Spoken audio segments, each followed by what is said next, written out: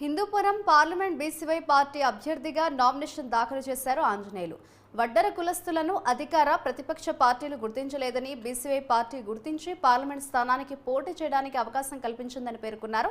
తనను గెలిపిస్తే Lepakshi knowledge hub భూములను వైసీపీ నాయకుల కబంధ హస్తాల నుంచి పరిరక్షించి యువతకు ఉపాధి కల్పిస్తామని ఆంజనేయులు పేర్కొన్నారు.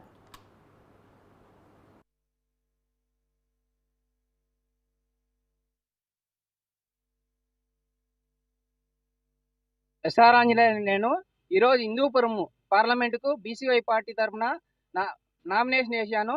నేను గత 15 ఏళ్ళ నుండి అవినీతి నిర్మూలన కోసం పోరాటం చేస్తున్నాను.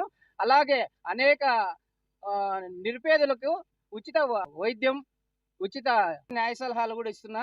అందరికీ ఉచితంగా అనేక నిరుపేదల తరఫున అనేక కేసులు కూడా చేసినాను.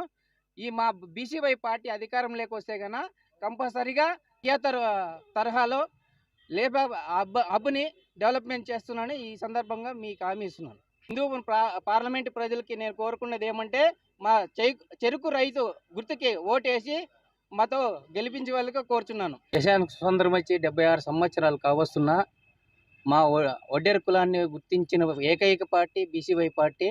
మేము బీసీవై పార్టీ అధికారంలోకి వస్తే కంపల్సరిగా లేపాక్ష హబ్ని కియా తరహాలో అభివృద్ధి చేస్తాం.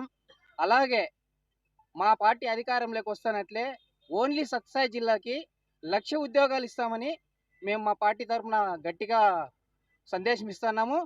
అలాగే మా పార్టీ అధికారంలోకి వచ్చినా రాకపోయినా రాష్ట్ర వ్యాప్తంగా అనేక నిరుద్యోగులకి జాబులు ఇప్పించాం.